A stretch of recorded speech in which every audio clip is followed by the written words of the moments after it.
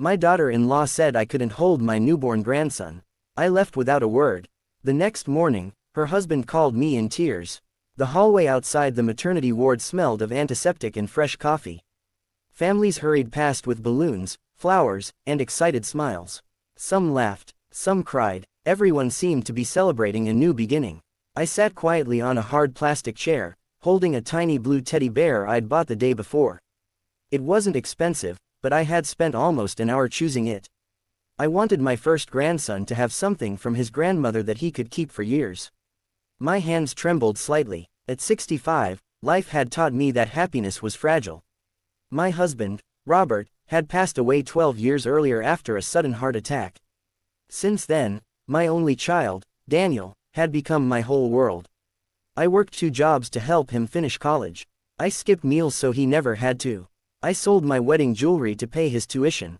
Not once did I tell him how difficult it was. A parent doesn't keep score. When Daniel married Emily 3 years ago, I welcomed her with an open heart. I treated her like the daughter I never had. At least, I tried. Emily was always polite in front of Daniel, but cold whenever we were alone. She corrected the way I folded towels. She criticized my cooking. She laughed at my old-fashioned clothes. Little comments, tiny cuts, nothing big enough to complain about. Daniel never noticed, or maybe he didn't want to. Still, I kept smiling because I didn't want to create problems in their marriage.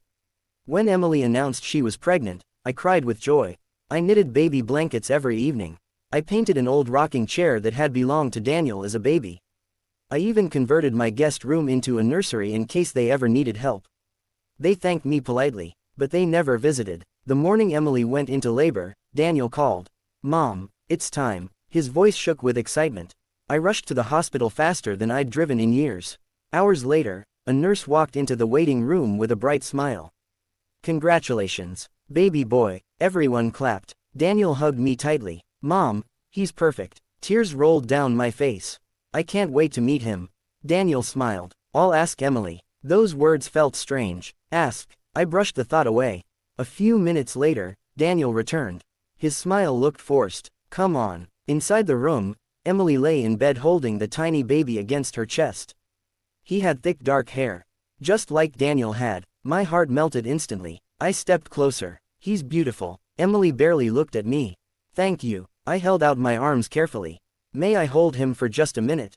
Emily's expression changed. Cold, sharp. She pulled the baby closer.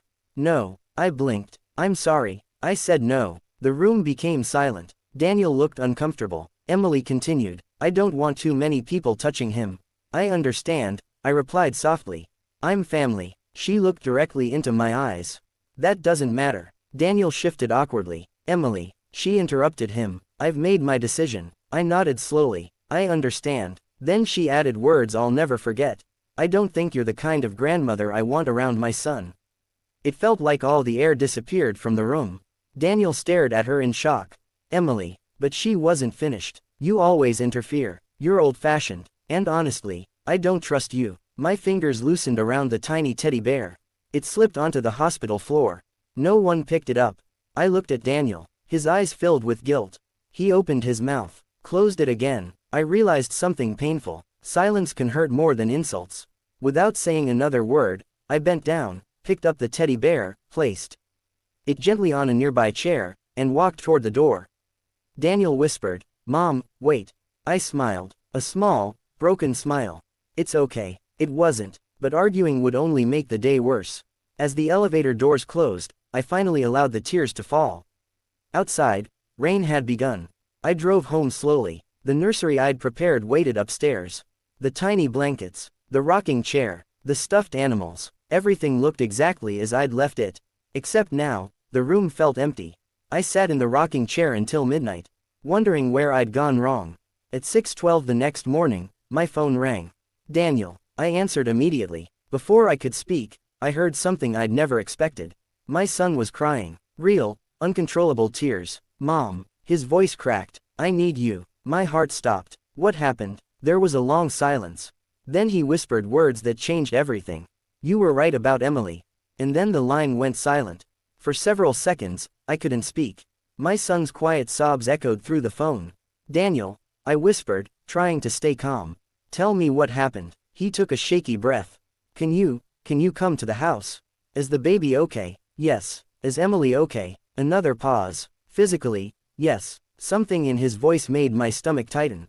I'll be there in 20 minutes. The drive felt endless. Rain tapped softly against the windshield, matching the heaviness in my heart. Just yesterday I had walked out of the hospital feeling like I had lost my family. Now my son was asking for my help. When I pulled into their driveway, Daniel was already waiting outside. The moment he saw my car, he hurried over. His eyes were red, he looked like he hadn't slept all night. As soon as I stepped out, he wrapped his arms around me. I'm sorry, Mom. For the first time in years, my grown son cried on my shoulder. I held him the same way I had when he was 5 years old after scraping his knee. It's okay, I whispered. No, he said, it's not. Inside the house, everything was strangely quiet. The baby's soft cries came from upstairs. Emily wasn't anywhere to be seen. Daniel poured 2 cups of coffee, but neither of us touched them. Finally, he looked at me. I owe you the truth. I stayed silent. I knew Emily didn't always treat you well. Those words stung more than I expected. You knew. He lowered his head. I noticed little things, the comments, the cold attitude, the way she avoided your calls. Then why didn't you say anything? He rubbed his face with both hands. Because every time I brought it up, she said I was choosing you over her. I sighed. I never wanted that, I know. His voice cracked again. I kept telling myself things would get better after the baby was born. Instead, they got worse. Daniel explained that shortly after I left the hospital, Emily became angry. She accused him of looking too guilty. She claimed he cared more about protecting his mother than supporting his wife. I told her you didn't deserve to be treated like that, Daniel admitted. And we argued for hours. He stared at the floor. She said something I can't forget. What? Daniel swallowed hard. She said she never wanted our son to know you. I felt as if someone had punched me in the chest. What? She said you weren't welcome in our lives anymore. I closed my eyes, not because I was surprised. Because hearing it spoken aloud made it real. Just then, the baby started crying upstairs. Without thinking, I stood. I'll get him. Daniel nodded. As I reached the nursery door, I hesitated. Would Emily stop me again? The room was quiet except for the baby's gentle cries. He lay in his bassinet, his tiny fists waving in the air. For a moment, I simply looked at him. So small, so innocent. None of this was his fault. I carefully picked him up. He stopped crying almost immediately. His little fingers wrapped around one of mine. Tears filled my eyes. Hello, sweetheart, I whispered. I'm your grandma. For the first time, I was finally holding my grandson. It lasted only a minute. A loud voice shattered the silence. What do you think you're doing? Emily stood in the doorway. Her face was filled with anger. She walked straight toward me. I told you yesterday not to touch him. Daniel rushed upstairs. Emily, stop. No. She pointed at me. Put my baby down. Very gently, I placed him back into the bassinet. Emily picked him up immediately, glaring at me. I knew you couldn't respect my wishes.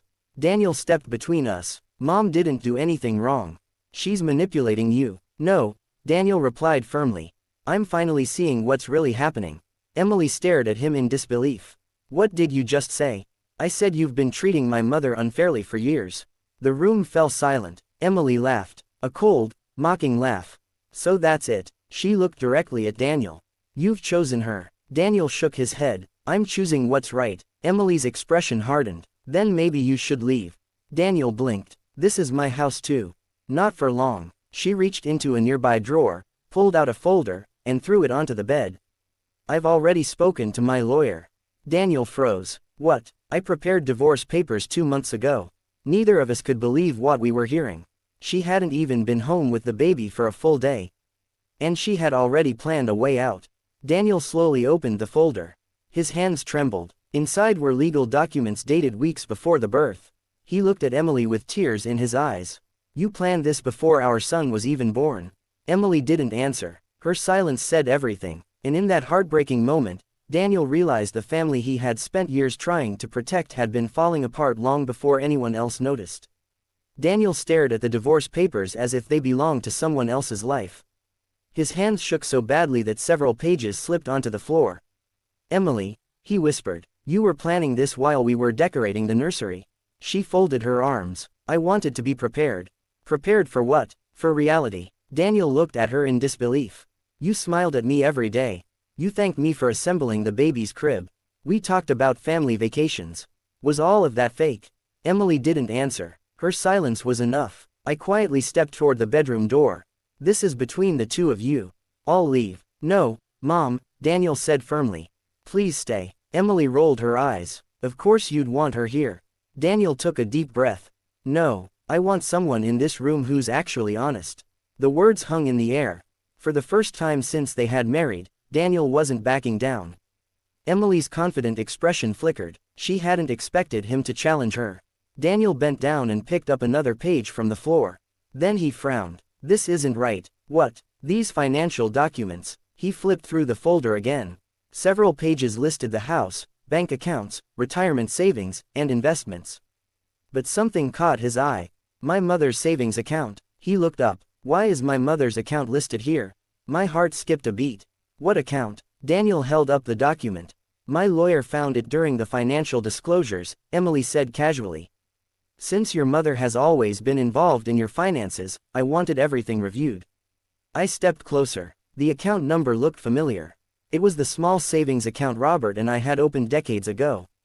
The account I had kept after my husband's death. The one where I quietly saved money for emergencies. It had nothing to do with Daniel. Emily, I said calmly, that account belongs only to me. She shrugged. We'll let the court decide.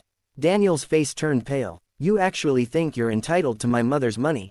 I think everything connected to this family should be transparent. Daniel slammed the folder shut. No. His voice was calm, almost frighteningly calm. My mother sacrificed everything to raise me. Emily crossed her arms. And you'll never touch a single dollar she earned. For the first time, Emily looked uncertain. She wasn't used to hearing Daniel say no. Just then, the doorbell rang. Daniel frowned. I wasn't expecting anyone. He walked downstairs. A minute later, he returned with an elderly man in a gray suit carrying a leather briefcase. I recognized him immediately. Mr. Harris. He smiled kindly. It's been a long time. Mr. Harris had been Robert's attorney and close friend for over 30 years. After my husband passed away, we had only spoken a handful of times. Daniel looked confused. You know each other? Mr. Harris nodded. Very well. He placed the briefcase on the dining table. I received your voicemail this morning, Daniel. You said there was an urgent family matter. Daniel explained everything. The hospital, the argument, the divorce papers, the financial claims. Mr. Harris listened without interrupting. When Daniel finished, the attorney opened his briefcase. I wasn't planning to discuss this today, he said quietly. But perhaps the time has come. He removed a thick sealed envelope. Across the front were 5 handwritten words. For Daniel, when the time is right. I stared at it in shock. Robert's handwriting. My late husband's handwriting. My eyes filled with tears. I've never seen that before. Mr. Harris nodded. Your husband instructed me never to deliver this unless Daniel faced a serious family crisis. Daniel looked speechless. Dad left me a letter.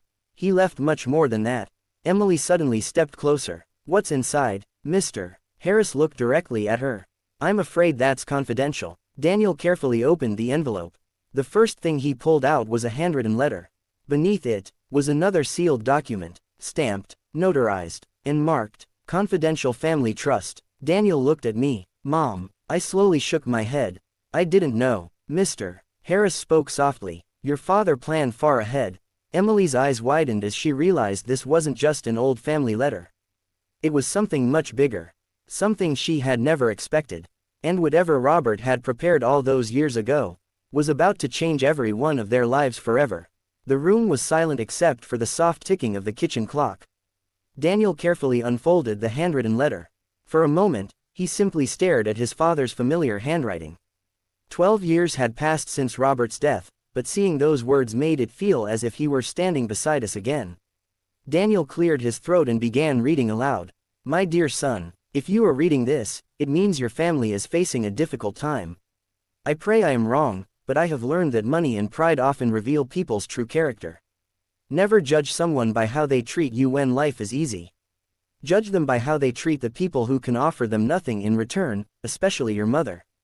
She gave up dreams, comfort, and security so you could build a better future.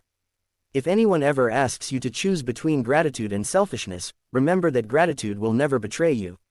Daniel stopped reading. Tears rolled down his cheeks. I never knew Dad wrote this. Neither did I. My own eyes blurred with tears. Mr. Harris quietly nodded. Robert spent weeks writing that letter. Daniel continued. If the person you marry cannot respect your mother without reason, then one day that same lack of respect will be turned toward you. Love without respect cannot survive. Emily shifted uncomfortably but said nothing. Daniel folded the letter carefully and looked at Mr. Harris. And the trust. The attorney opened the second envelope. Inside were several official documents. The Robert Walker Family Trust, he explained. Created 11 years ago. Daniel frowned. I've never heard of it. Your father asked that it remain confidential until certain conditions were met. Mr. Harris adjusted his glasses. The trust contains your father's investments, company shares, life insurance proceeds, and several properties purchased years ago. Daniel blinked. I thought Dad didn't leave much behind. He wanted you to believe that. Emily suddenly leaned forward. How much is the trust worth? Mr. Harris didn't answer immediately. He glanced at Daniel. As of last month, he opened another page. Approximately $8.4 million. The room fell completely silent. Daniel looked stunned. I covered my mouth in disbelief. Even I had never imagined Robert had quietly built something so large. Emily's eyes lit up instantly. Her expression changed in a way that made my heart sink. Only moments earlier she had been demanding a divorce. Now she smiled. A smile that didn't reach her eyes. Daniel, she said softly, maybe we've both overreacted. Daniel slowly turned toward her. What? I mean, we've both been stressed. New baby, lack of sleep. She even reached for his hand. He gently pulled it away.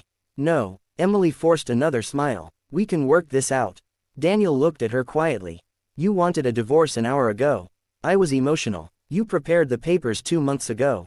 I wasn't thinking clearly. Daniel shook his head. No, Mr. Harris remained silent, watching everything. Emily's voice became sweeter. I love you. Daniel looked directly into her eyes. Do you? She hesitated. Only for a second. But Daniel noticed. We all did. Mr. Harris finally spoke. There's one more condition. Everyone turned toward him. The trust cannot be divided during a divorce. Emily frowned. What? It belongs solely to Daniel. She stared at him. What do you mean? The assets are protected under specific legal conditions established by Robert. Emily's face slowly lost its color. Mr. Harris continued. If Daniel chooses to divorce, the trust remains entirely his. The smile disappeared from Emily's face. So I get nothing. Mr. Harris answered calmly. You are entitled only to whatever the law provides outside the trust. Emily stood up so quickly her chair fell backward. This is ridiculous. Daniel remained seated. No, he looked at the divorce papers lying on the table. This, he pushed them gently toward her, is exactly what you wanted. Emily stared at the papers. For the first time since this nightmare began, she realized she no longer controlled the situation. But what none of us knew was that Emily still had one final secret. And before sunset, that secret would leave Daniel questioning whether he had ever truly known the woman he married. Emily stood frozen beside the dining table, her eyes fixed on the divorce papers. Just minutes earlier, she had spoken with confidence, convinced everything would go according to her plan. Now, the confidence had vanished. Daniel quietly gathered the documents and placed them back into the folder. I won't argue anymore, he said. If you truly wanted this marriage to end before our son was even born, then I won't force you to stay. Emily shook her head. I didn't mean it like that. Daniel looked at her sadly. Then tell me the truth. She looked away. The silence was answer enough. Mr. Harris cleared his throat. Daniel, before I leave, there is one more document your father wanted you to have. He removed a small envelope from his briefcase. Inside was a single folded sheet. At the top, in Robert's handwriting, were the words, "Never ignore the facts, even when they hurt." Daniel unfolded the page. It contained a list of dates, names, and a short handwritten note. I hired a private investigator after I noticed unusual financial activity involving our business partner. If anything ever feels wrong, don't trust appearances. Verify everything. Daniel frowned. What does this have to do with my life now? Mr. Harris replied carefully. Your father believed that important decisions should always be based on evidence, not emotion. Daniel nodded slowly. I understand. Just then, Daniel's phone buzzed. It was a notification from the bank. He almost ignored it. Then he noticed the subject line. Large transfer request declined. His eyebrows knitted together. That's strange. What is it? I asked. Daniel opened the banking app. A transfer request for $250,000 had been attempted that very morning. It had been automatically blocked because it required both account holders to approve it. I didn't make this request. Slowly, he turned toward Emily. Did you? Emily hesitated. Answer me. She lowered her eyes. Yes. Daniel stared at her. Our son is less than 24 hours old, and you were already trying to move $250,000. I was protecting our future. Daniel shook his head. No. His voice was calm but firm. You were protecting yourself. At that moment, the front door opened. A young woman stepped inside. She looked nervous. I'm sorry, she said softly. I know this is a bad time. Emily's face turned pale. What are you doing here? The woman swallowed. My name is Rachel. Daniel looked confused. Do I know you? Rachel shook her head. No. She held out a folder. I worked with Emily at the marketing company until last year. Emily stepped forward quickly. You need to leave. Rachel didn't move. I can't. She looked directly at Daniel. You deserve to know the truth. The room fell silent. Rachel opened the folder and placed several printed emails on the table. They show that Emily accepted another job 6 months ago. Daniel frowned. She told me she was on maternity leave. Rachel nodded. That's true. She paused. But she wasn't planning to return. Daniel looked confused. Why? Rachel took a deep breath. Because she told everyone she would be divorced before the baby was born. No one spoke. Rachel continued quietly. She said once the divorce was final, she'd move to another state and start over. Daniel slowly sat down. His face had gone completely pale. Rachel wasn't finished. There was something else. Emily whispered sharply. Don't. Rachel looked at her sadly. I'm sorry. Then she turned back to Daniel. Emily also told several coworkers that once she received the divorce settlement, she'd never let your mother see the baby. My heart sank. Daniel closed his eyes. Every painful moment from the hospital suddenly made sense. It hadn't been an emotional outburst. It had been part of a plan. A plan that had started months before our grandson was even born. Daniel opened his eyes again. There were tears in them. But this time, they weren't tears of confusion. They were tears of acceptance. The truth, no matter how painful, was finally impossible to ignore. No one spoke for nearly a minute. The silence felt heavier than any argument. Rachel quietly gathered her purse. I've said what I came to say, she said softly. I'm truly sorry. Daniel stood and nodded. Thank you for telling the truth. Rachel looked at me before leaving. I'm sorry for what happened to you at the hospital. I managed a small smile. You've already helped more than you know. The front door closed behind her. Only our family remained, or what was left of it. Emily sat on the couch with her arms crossed. She looked angry, but beneath the anger I could see fear. Daniel walked slowly toward the nursery. He stood beside the bassinet, watching his newborn son sleep peacefully. The tiny boy had no idea that the adults around him were making decisions that would shape his future. Daniel gently touched his son's tiny hand. Then he turned to Emily. I have one question. She looked up. Did you ever love me? Emily didn't answer immediately. Finally, she whispered, I cared about you. Daniel closed his eyes. That's not what I asked. Another long silence. Then she quietly said, I don't know anymore. Those 5 words broke whatever hope remained. Daniel nodded once. I understand. He picked up the divorce papers from the table.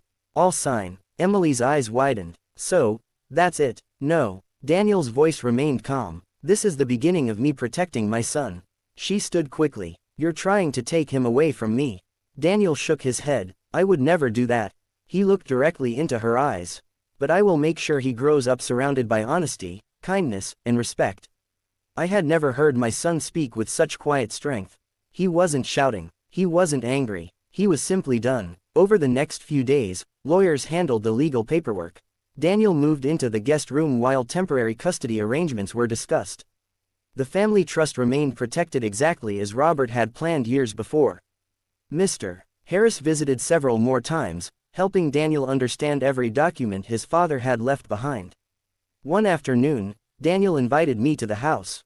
I have something to show you. When I arrived, he led me upstairs. The nursery door opened. Everything looked the same, except for one small detail. The blue teddy bear I had dropped in the hospital now sat proudly on a shelf beside the crib. Daniel smiled. I found it after you left. I couldn't hold back my tears. I thought it had been thrown away. I kept it." He picked it up and handed it to me. "I think someone finally deserves to give it to its owner." At that moment, my grandson stirred awake. Daniel gently lifted him from the crib. Without hesitation, he placed the baby into my arms.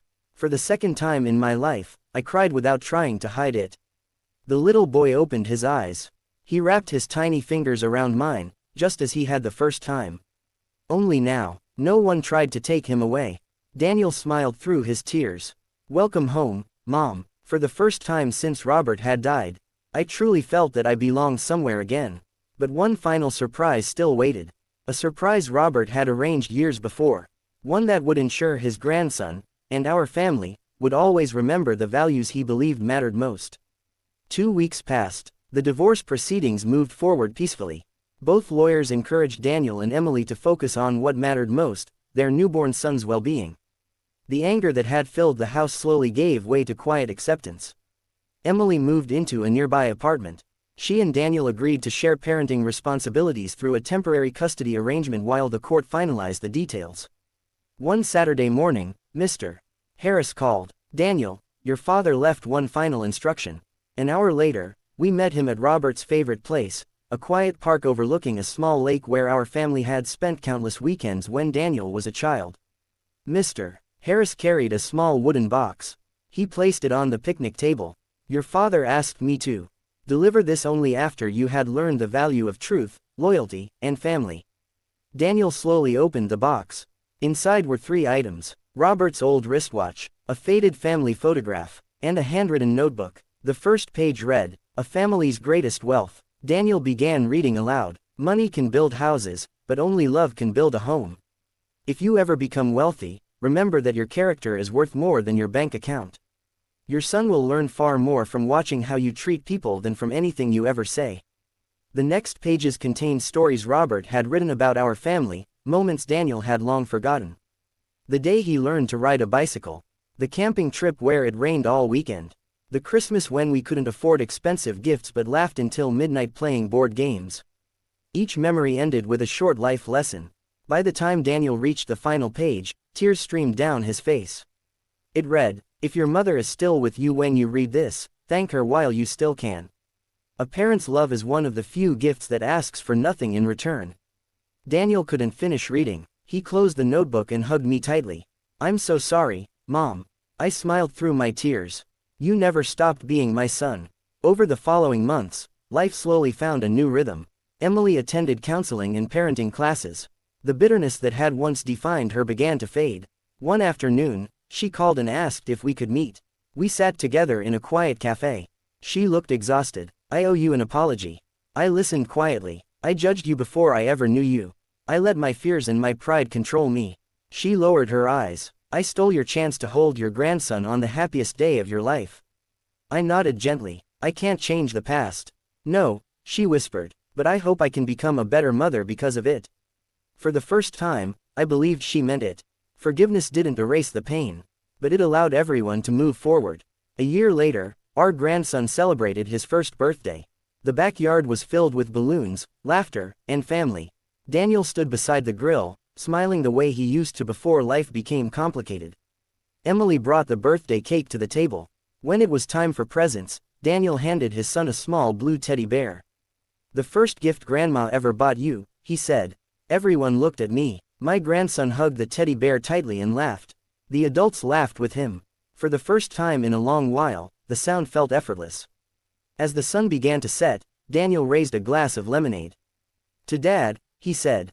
"Thank you for teaching us that real wealth isn't measured by money, but by the people who stand beside us when life is hardest."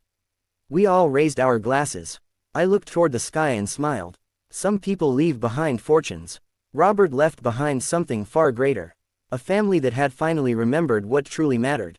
1 year later, life finally felt peaceful. Not perfect, not the way any of us had imagined, but peaceful. Every Saturday morning, my grandson, Ethan, would run through my front door with the same bright smile that Daniel used to have as a little boy. "Grandma," he would throw his tiny arms around my legs before I even had time to open the door completely. Those hugs healed wounds I once believed would never disappear. The blue teddy bear still sat on a shelf in my living room. Ethan insisted on bringing it everywhere he went. To him, it wasn't just a toy. It was Grandma's bear. Daniel had settled into his new life as a single father. Co-parenting with Emily wasn't always easy, but they remained respectful for Ethan's sake. Emily had changed. Therapy had humbled her. Time had softened her. Although trust would never fully return, she sincerely tried to become the mother Ethan deserved. For the first time in years, our family had found something that looked like hope. I believed the hardest chapter of our lives was finally behind us. I was wrong. One rainy Monday morning, someone knocked on my front door. Standing outside was an elderly gentleman wearing a charcoal gray suit. He carried an old leather briefcase that looked almost as worn as he was. "Mrs. Walker?" he asked politely. "Yes, my name is George Anderson." The name meant nothing to me. I was hoping we could speak privately. Something about his voice made me step aside. "Please come in." He thanked me and carefully placed the briefcase on my dining table. "I've spent nearly 20 years trying to find you." My heart skipped a beat. "I'm sorry, have we met before?" "No." He slowly unlocked the briefcase. Inside rested a thick, dust-covered file tied together with faded blue ribbon. Across the front were 5 familiar words. "Robert Walker, private." My breath caught. "Where did you get this?" George looked at me with kind but serious eyes. "My father was Robert's business partner many years ago." I frowned. "Robert told me he only had one partner." George nodded. "That's what everyone believed." He untied the ribbon. "I think your husband was trying to protect someone." Just then, Daniel arrived to drop Ethan off. When he walked into the dining room, he immediately noticed the file. "Mom," I looked at him. "You should hear this." George introduced himself again before opening the first page. The document contained business records dating back almost 35 years. Then George turned another page. Daniel suddenly leaned forward. "What is that?" It was an old newspaper clipping. The headline read, "Local entrepreneur disappears after business collapse." The accompanying photograph showed 3 young men standing together. One was Robert. The second was George's father. The third, neither Daniel nor I recognized him. "Who's that?" Daniel asked. George answered quietly. "His name was Michael Carter." Daniel frowned. "I've never heard Dad mention him." "Because after the business collapsed, Michael disappeared." "Disappeared?" George nodded. "No one ever found him." The room became silent. Then George reached into his briefcase one final time. He removed a sealed envelope. The handwriting on the front was unmistakable. "Roberts." It read, "If Michael Carter's family is ever found, give them everything inside." Daniel looked stunned. "What does that mean?" George sighed. "My father believed Robert carried a secret for decades." He gently slid another photograph across the table. It showed a little boy, around 5 years old, standing beside Michael Carter. On the back of the photo was a handwritten note. "Never let my son know, until the truth can no longer stay hidden." Daniel stared at the words. His face slowly lost its color. "My son." George nodded. "We believe Michael Carter may have had a child." Daniel looked confused. "What does that have to do with us?" George took a deep breath before speaking. "Because according to everything my father left behind." He looked directly into Daniel's eyes. "Your father spent the last 25 years secretly searching for that child." The room fell completely silent. Ethan continued playing happily in the next room, unaware that another mystery had just entered our lives. And for the second time in our family's history, Robert Walker was about to change everything. Even from beyond the grave. No one spoke. The only sound in the room was Ethan laughing as he stacked colorful wooden blocks on the living room rug. Daniel stared at the old photograph for nearly a minute. Finally, he looked up. "George, are you saying my father spent 25 years searching for someone he never even told us about?" George nodded slowly. "My father always believed Robert was carrying a promise he could never break." I leaned forward. "What promise?" George opened another section of the dusty file. Inside were dozens of letters. Every envelope had been mailed from a different city. Chicago, Denver, Seattle, Boston. Some had never been opened. Others contained only a few handwritten notes. George carefully unfolded one of them. It was dated nearly 23 years earlier. He handed it to Daniel. Daniel read aloud, "Dear Robert, I still haven't found Michael's son. The trail went cold after the orphanage closed. Records were destroyed in the fire. I'm sorry. I'll keep looking." Daniel lowered the paper. "Dad hired investigators." "For years," George replied. "He never gave up." My heart ached. Robert had carried this burden alone while raising our family. He had never once mentioned it. George reached into the briefcase again and removed a small metal key. This belonged to my father. Daniel examined it. It doesn't look like a house key. It isn't. George smiled faintly. It opens a safety deposit box. Where? First National Bank. I frowned. Is it still active after all these years? George nodded. It was paid for decades in advance. Daniel looked surprised. Paid by who? Your father. That afternoon, the three of us drove to the bank. The branch manager had already been contacted by George. After verifying our identities and the legal documents Mr. Harris had prepared years earlier, we were escorted into the vault. The manager unlocked a long, narrow metal box. Then he stepped outside, leaving us alone. Daniel slowly lifted the lid. Inside were several items wrapped carefully in brown paper. A leather journal, a silver pocket watch, a sealed envelope, and a thick file marked Michael Carter Investigation. Daniel carefully opened the journal first. Every page was written in Robert's handwriting. The earliest entry was dated 31 years ago. Today I made a promise to my friend Michael. If anything ever happens to him, I will find his son. Daniel turned another page. The entries continued for years.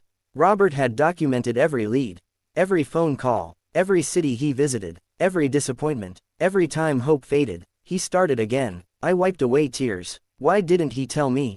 George answered quietly. My father asked him the same question once. What did Robert say? George smiled sadly. He said, some promises are too heavy to place on the people you love. Daniel closed the journal for a moment. Then he opened the investigation file. Inside were photographs, newspaper articles, orphanage records, and handwritten maps. Near the bottom was one final envelope. Across the front were 6 words. Open only if found too late. Daniel carefully broke the seal. Inside was a single page. He read it silently. His breathing suddenly changed. What is it? I asked. Daniel looked at me, his face pale. He handed me the paper. My eyes immediately found the final paragraph. If you are reading this, then I failed to keep my promise during my lifetime. But I believe Michael's son may already be closer to our family than any of us realize. I looked back at Daniel. Neither of us understood what Robert meant. George slowly reached into the envelope one last time. There was one more photograph.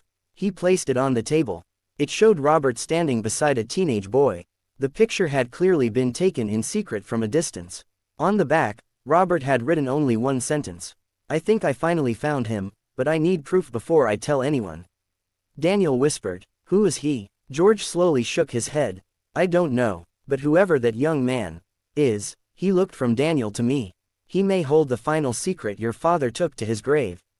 And somewhere, completely unaware, that mystery boy had grown into a man who was about to walk straight into our lives. Daniel couldn't take his eyes off the faded photograph. The teenage boy standing beside Robert looked to be around 16 years old. His face was partially hidden beneath a baseball cap, making it impossible to recognize him.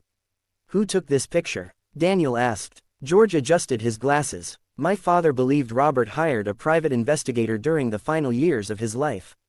I turned the photograph over again. There was nothing else written except the date. October 14, 2008. That was only 4 years before Robert passed away. Daniel looked at George. Did your father ever meet this boy? George shook his head. No. Robert never allowed anyone to approach him. Why? He wanted absolute certainty before changing anyone's life. Daniel slowly folded the photograph and placed it inside the journal. If Dad was still searching, then we owe it to him to finish what he started. I nodded. So where do we begin? George opened another folder. The investigator left one final clue. He slid a yellowed map across the table. A red circle surrounded a small town almost 200 miles away. Next to it, Robert had written 3 words. Start here first. The following morning, Daniel and I left before sunrise. Emily agreed to watch Ethan for the day after Daniel explained that he was following one of Robert's final wishes. She looked surprised but supportive. I hope you find whatever he's been searching for, she said quietly. It was the first time in years I heard genuine kindness in her voice. Daniel smiled politely. Thank you. By noon, we arrived in the quiet town. It was the kind of place where everyone seemed to know one another. The map led us to an old brick building with a faded wooden sign. Riverside Children's Home. The orphanage had closed years earlier. Its windows were boarded up. The playground was overgrown with weeds. Daniel stood silently at the rusted front gate. So many children once lived here. George pointed toward a small house across the street. The caretaker still lives there. An elderly woman answered the door. She introduced herself as Margaret Ellis. When Daniel showed her Robert's photograph, her expression changed immediately. I remember him. Daniel leaned forward. You do? She nodded. He came here several times asking about a little boy. Did he ever find him? Margaret sighed. I wish he had. She disappeared into another room and returned carrying an old photo album. The pages were filled with pictures of children who had lived at the orphanage. Then she stopped on one page. There, a smiling 8-year-old boy looked back at us.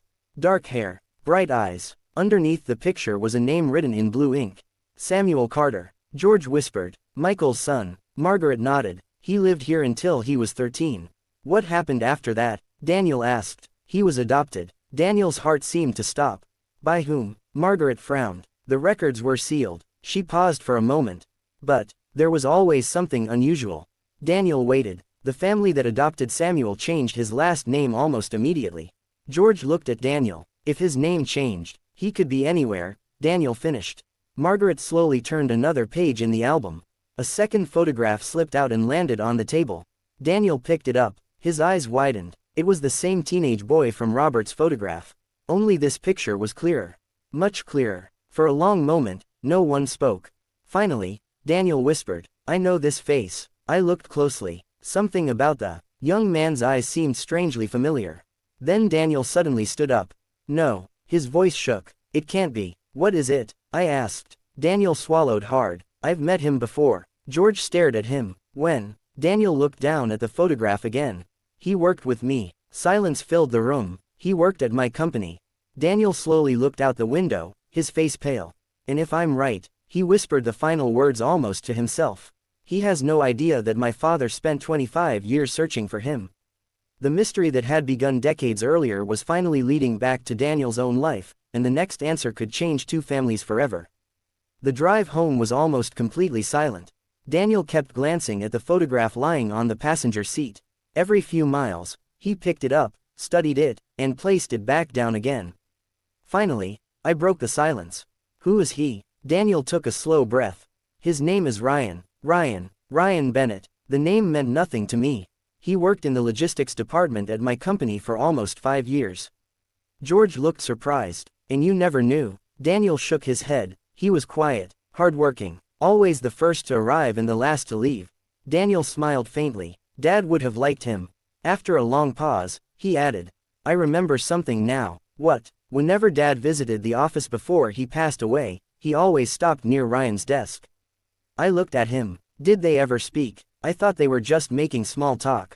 Daniel's eyes widened. Oh my God. What? He wasn't making small talk. George leaned forward. He was checking on him. The next morning, Daniel went to the company headquarters. Ryan was already there, organizing shipments in the warehouse. He looked exactly like the teenager in the photograph, older now, but unmistakably the same person. Ryan, Daniel called. Ryan smiled politely. Good morning, sir. Daniel had never paid much attention to the word, sir, before. Today, it felt strangely distant. Do you have a few minutes? Of course. They walked into Daniel's office. Ryan noticed the old photograph on the desk. His expression changed. Where did you get that? Daniel's heart raced. You recognize it? Ryan nodded slowly. I've had a copy of this picture since I was a kid. Daniel stared at him. You have? Ryan opened his wallet. From a hidden pocket, he carefully removed a faded photograph. It was identical, only this one had writing on the back. Daniel turned it over. 3 words. Never stop hoping. His hands trembled. Who gave this to you? Ryan looked down. My adoptive mother. What did she tell you? Only that someone once promised my father they'd come back. Daniel swallowed hard. Did they? Ryan smiled sadly. No, I stopped waiting years ago. Daniel carefully opened Robert's journal. He turned it toward Ryan. I think the man who made that promise. He pointed to Robert's photograph. Was my father. Ryan's face went completely pale. For several seconds, he couldn't speak. My father. Daniel nodded. He was searching for you. Ryan slowly sat down. I don't understand. Neither did Daniel. Not completely. So he told Ryan everything. Michael Carter. The promise. The orphanage. The investigation. The safety deposit box. The journal. By the time Daniel finished, Ryan's eyes were filled with tears. My entire life, he whispered. I thought everyone had forgotten us. Daniel quietly shook his head. No, my father never did. Ryan looked out the office window. I wish I could thank him. Daniel smiled sadly. So do I. Later that evening, Ryan came home with us. As soon as Ethan saw him, he ran over holding the blue teddy bear. Hi, Ryan laughed and knelt beside him. Hi there, Ethan, handed him the bear without hesitation. My grandma gave him to me. Ryan looked at me. I smiled warmly. Welcome to our family. His eyes filled with tears. I've never heard those words before. Just then, George's phone rang. He answered. His expression immediately changed. What? Daniel stood. What's wrong? George slowly lowered the phone. There was another box. Daniel frowned. What box? My father's attorney just found it. Where? In an old storage vault. George took a deep breath. It was marked. He looked directly at Daniel. To be opened only after Michael Carter's son is found. The room fell silent once again. Whatever was inside that final box was something Robert had intended only Ryan to see, and none of us were prepared for what it contained. The next morning, none of us slept much.